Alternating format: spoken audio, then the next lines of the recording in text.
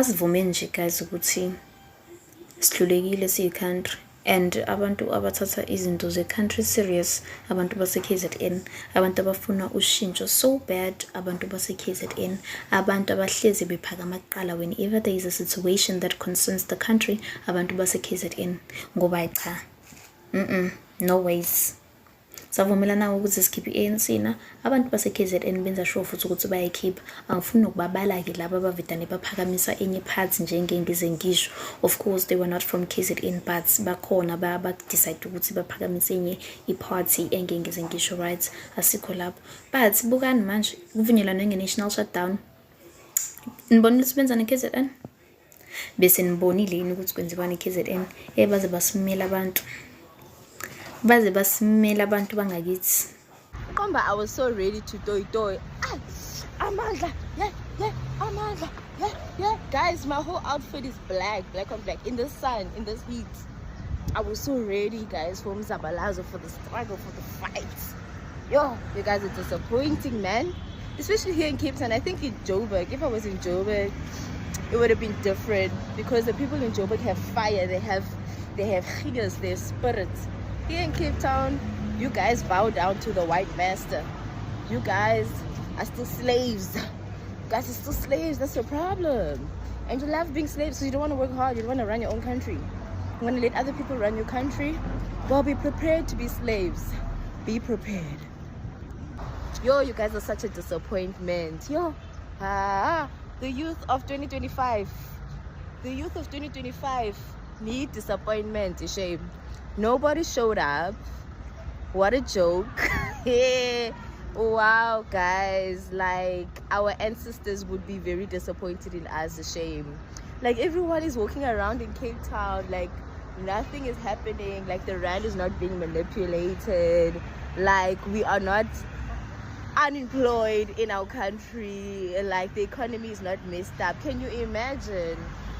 Guys, just know I tried. Just know I tried my best, and my peers disappointed me. And yes, I was late by like an hour, but I did ask this lady that's sitting here if there was even a march. There was nothing.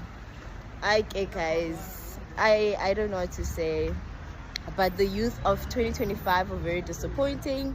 Everyone is carrying on like normal. Look at all the tourists. The tourists are there, they're enjoying. The tourists are there, they're enjoying the sun, the scenery of Cape Town. And then one day we'll all be their slaves, because you guys didn't want to fight for your rights. You didn't want to fight for your country. G20 is here selling our land. G20 is here making negotiations about our land and about our country. And you guys are just chilled about it.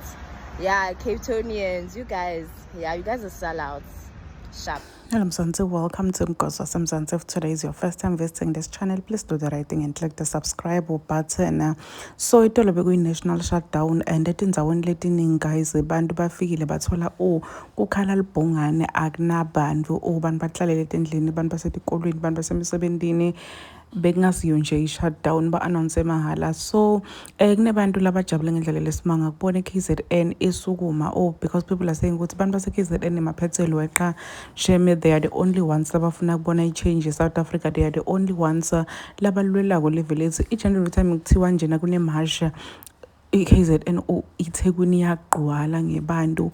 If bathi kune-national shutdown base-KZN bayaphuma guys, bantu base-KZN emaphethelo. So people are saying ukuthi i-KZN isho ukuthi ngiyo kuphela indzawo le ifuna kubona i-change la South Africa. Lapha eCape Town indzaba yakhona ayikhulunywa because beku-empty lenye indzawo sibonile lomnyese sibeka-1, lenye indzawo sibonile bathi bebayi-6 nje. Bantu base-Cape Town abayingeni nje naye ama-shutdown naye ama-march. Lokwente abantu abaningi lebe batemisele ukuthi ba-ready for leya march. Labaphumile baya bathi bo-support i-march bathola kunganalutho. Basho ukuthi it's fine, sifikile sathola kunganamuntu, at least we are not keyboard warriors. So please do comment what you think below down on the comment section. Ngicabanga ukuthi yini into le ende ukuthi etindzaweni letiningi imasha etolo ingazange ibe successful. Mina nawe sidibonana next time. I'm signing out. Goodbye.